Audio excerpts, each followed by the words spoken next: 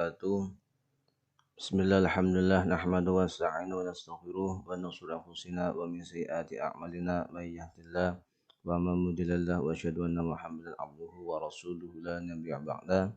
Allahumma shalli wa sallim wa barik ala sayyidina wa maulana Muhammadin. La haula wa la quwwata illa billahil alim. Rabbi shrah li sadri wa yassir li amri. Wahlul 'uqdatam min lisani yafqahu qawli.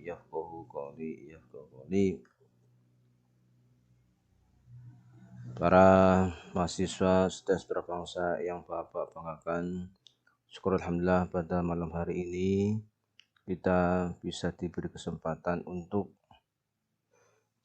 kembali dalam pertemuan kuliah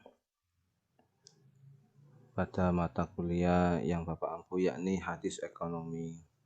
Mudah-mudahan kita semua selalu dalam lindungan Allah Subhanahu wa taala, serta teman-teman semua selalu dalam kesehatan, dalam keadaan sehat walafiat. Meski dalam situasi pandemi dan dalam kondisi bulan Ramadan, bulan yang penuh berkah, bulan yang penuh rahmah, bulan yang penuh maghfirah, bulan yang penuh pahala. Semoga puasa kita dan ibadah kita serta usaha kita mendapatkan ridho dari Allah Subhanahu wa taala. Baik, teman-teman mahasiswa STS Berbangsa Tegal yang Bapak banggakan, pada kali ini Bapak mencoba untuk menyampaikan materi pada perkuliahan pertama, yaitu perkenalan atau kontrak belajar. Nah, nanti sebelumnya teman-teman nanti silakan masuk di Sevima. Kemudian setelah masuk di Sevima, teman-teman absen di situ. Setelah itu teman-teman silakan untuk membuka video ini yang nanti Bapak akan share di channel YouTube. Nanti teman-teman bisa buka, kemudian bisa cek di dalam video ini. Nah, nanti materi semuanya nanti Bapak sinkronkan dan Bapak masukkan ke YouTube ini. Dan tambahan, nanti untuk absen juga teman-teman silakan klik di kolom komentar. Kemudian juga silakan teman-teman bisa diskusi di kolom komentar tersebut. Setelah itu teman-teman juga boleh nanti dipersilakan untuk klik subscribe supaya bisa meningkatkan semangat Bapak untuk bagi-bagi informasi atau bagi-bagi mata perkuliahan yang sekiranya bisa bermanfaat untuk kita semua. Untuk pertemuan pertama ini kita masuk ke kontrak perkuliahan. Nah, nanti kontrak perkuliahan ini sama seperti pada MK yang Bapak ampu.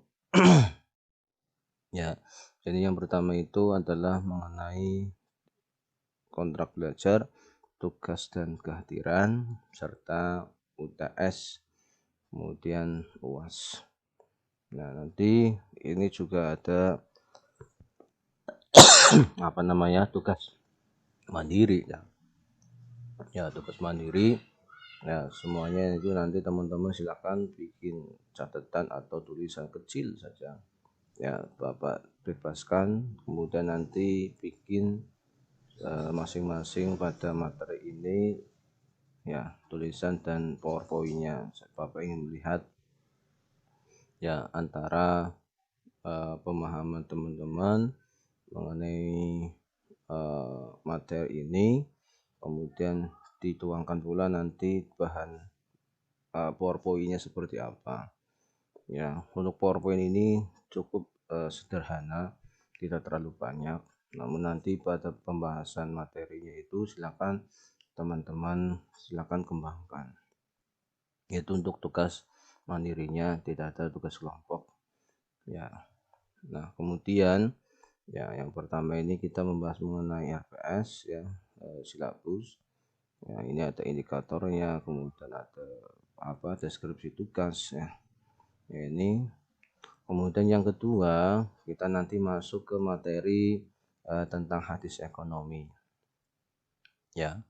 Nah, pembahasan dan isu kompetensi dasar dan indikator. Nah, yang pertama itu hadis tentang ekonomi serta konsep ekonomi Islam dalam perspektif hadis. Ya.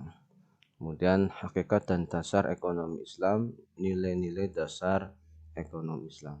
Jadi untuk tugasnya itu teman-teman cukup memilih salah satu indikator ini, kemudian tuangkan ya dalam tulisan. Setelah itu bikin PowerPoint kecil ya, sesederhana mungkin.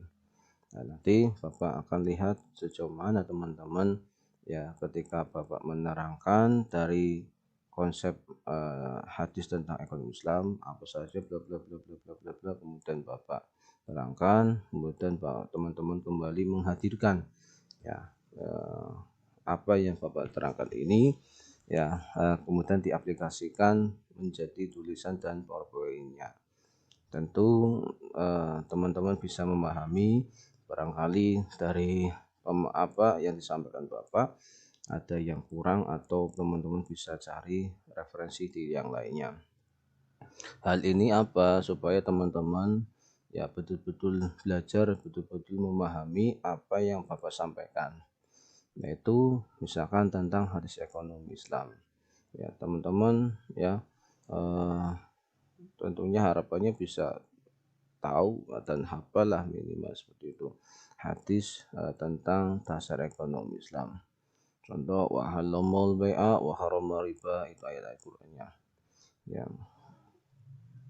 Hurimat alaikum wal mahinsil ma uhilla li ghairillah ya, wa halalul bai'a wa harama riba ya.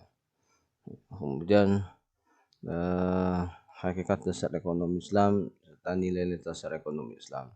Nah, ini juga teman-teman nanti akan mempelajari itu, terutama tentang konsep ekonomi Islam dalam perspektif hadis. Ya, hadisnya ada enggak sih sebenarnya ya yang berkaitan dengan ekonomi Islam. Kemudian menjelaskan hakikat dan nilai-nilai dasar ekonomi Islam. Ya, hakikatnya apa kita mempelajari hadis ekonomi Islam ini. Ya, ini nanti kita akan bahas secara utuh. Nah, tentunya teman-teman juga ya silakan nanti dibagi sesuai nomor urut absensi, nggak apa-apa. Misalkan absensi saya nomor 1, ya sudah milih nomor 1. Absensi saya nomor 2, ya udah pilih makalah nomor 2 atau milih pembahasan nomor 1 di poin yang kedua, seperti itu. Silakan ya teman-teman bagi ya sesuai absensi ya. Lagi-lagi sesuai absensi. Kemudian yang ketiga atau yang kedua yaitu hadis tentang motivasi dan tujuan ekonomi Islam. Ya. Kemudian yang kedua konsep motivasi ekonomi Islam dalam perspektif hadis. Yang ketiga motivasi dan asas hukum ekonomi Islam. Yang keempat jenis-jenis motivasi ekonomi Islam ya.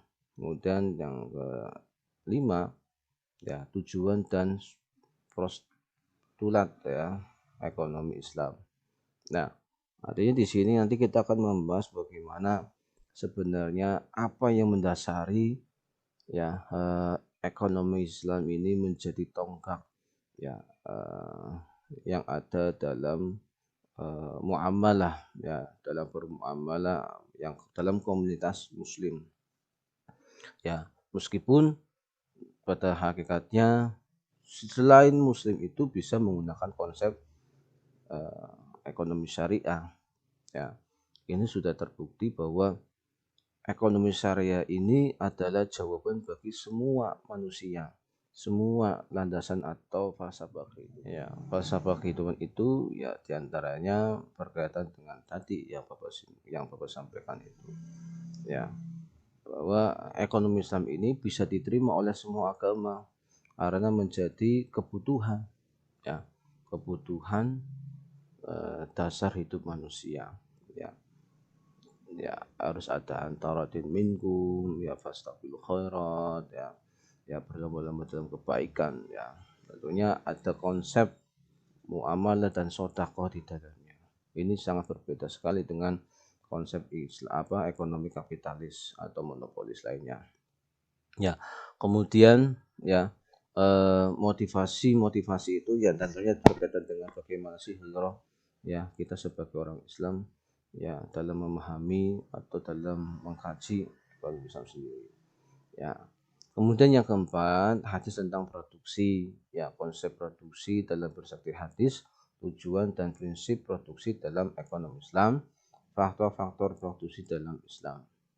Nah, ini juga sangat berkaitan karena kehalalan itu bukan hanya dari produknya saja, tetapi dari produksinya. Ya, nanti juga akan membahas masalah distribusinya. Ya, kemudian ada asal muasal barangnya, dari mana, bagaimana, itu semua itu nanti ya adalah saling berkaitan. Ya, nah konsep produksi dalam proses ini seperti apa? Ya, kemudian tujuan dan prinsip produksi dalam Islam itu apa? Ya, kemudian faktor-faktor produksi dalam Islam itu apa saja? Apakah ada perbedaan? Ya, atau ya ada yang lain sebagainya seperti itu. Sehingga kita dalam memahami ekonomi Islam ini ya, ini dari hulu ke hilir ya. Tidak hanya dalam produk jadi makanan selesai itu seperti itu. Ya, meskipun ini makannya halal, tapi belum tentu ini 100% halal. Ya, yang diharapkan dalam ekonomi Islam ini ya awal mula prosesnya barang didapatkan, produksinya, kemudian distribusinya, ya kemudian bisa dinikmati, itu pun harus ada tahapan-tahapan. Nah, ini Islam sangat detail sekali itu. Yang membedakan Islam dengan agama yang lain adalah pada sisi itunya. Ya, kedetailan gitu kan. Nah, kemudian ya hadis tentang konsumsi ya konsep ya konsumsi dalam hadis ya artinya meskipun itu halal ya tentunya ada batasan-batasan umat muslim itu mengkonsumsi ya barang tersebut ya ini dalam konsep profesi hadis ada enggak ya atau bagaimana tujuan dan prinsip-prinsip konsumsi dalam ekonomi. Ya, Islam konsumsi, produksi dan pemenuhan kebutuhan. Ya, ini semuanya ada ya. Nah, silakan nanti teman-teman pelajari, kemudian nanti kita akan sharing atau diskusi. Nah, nanti apa akan terangkan semua itu ya. Nah, kemudian selanjutnya hadis ya tentang distribusi. Nah, ini ya. Distribusi, konsep distribusi dalam hadis, tujuan dan prinsip-prinsip konsumsi dalam ekonomi Islam. Nah, kemudian selanjutnya ya hadis tentang jual beli ya baik ya baik ya jual beli ini wa halal bai'a wa harama riba ya kan. Ya, kemudian apa konsep jual beli dalam hadis, rukun dan syarat jual beli, ya tujuan ya prinsip-prinsip jual beli dalam Islam. Kemudian hadis tentang khiyar, ya, nanti di situ kan juga anak khiyar majlis, ya ada khiyar pesanan, ya kan atau dan sebagainya. Nah kemudian hadis tentang salam, ya salam itu pesanan, ya kan. Nah itu, ya. Kemudian, nah nanti kita akan UTS. Nah, Bapak harapkan materi itu semuanya teman-teman dari 1 sampai 14 ini nanti teman-teman kumpulkan sebelum UTS ya. Sebelum UTS nanti kumpulkan. Kemudian selanjutnya hadis tentang riba. Ya, wa halau bai'a wa harrama riba. Sebenarnya riba ini secara umum itu seperti apa? Kemudian konsep riba dalam berdasarkan hadis itu seperti apa? Ya, Kemudian asbabul wurud, hadis itu seperti apa, ya penguatnya hadis atau apa. Nah, kemudian tahapan larangan riba ini ya seperti apa, karena riba ini selalu bertahap. Nah, karena ya merubah kebudayaan ya atau kebiasaan zaman dulu seperti itu, jadi bertahap ya. Macam-macam riba ya, kemudian sebab dilarangnya riba itu seperti apa. Nah ya, tujuannya apa, menjelaskan asbab tentang kandungan hadis sebab dilarangnya riba. Kemudian selanjutnya ya, hadis tentang gadai. Ya, konsep gadai dalam perspektif hadis asbabun nurud ya, hadis rukun dan syarat gadai, hak dan kewajiban pembeli dan penerima gadai, pemanfaatan barang gadai mengganti barang yang digadaikan, berakhirnya akad gadai. Nah, ini sangat banyak sekali ya model-model gadai ini yang sangat menjamur di masyarakat ini. Nah ini eh, ketika kita melaksanakan gadai ini ya, seperti apa yang dibolehkan dalam Islam ya kan. Kemudian ada gadai, kemudian boleh nggak kita memakai barangnya, kemudian sehingga kerusakan itu nanti ditanggung sama siapa ya. Kemudian kita gadai eh, barangnya hilang, ini tanggung jawab siapa. Kemudian bagaimana kita mendapatkan keuntungan dari barang gadai ya, atau itu termasuk riba atau tidak ya kan. Itu nanti kita bahas ya. Kemudian hadis tentang ijarah ya, penjualan jasa dan sewa ya. Ya, sewa dan nanti juga ada kita membahas misalkan kemudian pertama sewa, nanti pada akhirnya bisa memiliki barang yang disewanya itu sewa sewa sewa beli ya kan. Konsep penjualan jasa dan sewa ya, jasa ini kan sekarang banyak sekali ya, ada jasa penitipan, jasa pengiriman, jasa suara, jasa editing, macam-macam ya. Ya, apalagi ini konsepnya adalah for2go. Itu banyak sekali ya. Tetapi Islam dan konsepnya ini ya, ini bisa masuk ya, bisa diterima meskipun perkembangan zaman itu berubah-ubah. Ya, kemudian konsep penjualan jasa dan sewa menyewa dalam hadis ya, hadis asbabul wurud, hadis penguat hadis tata aturan fikih menyangkut penjualan jasa dan sewa menyewa dalam hadis.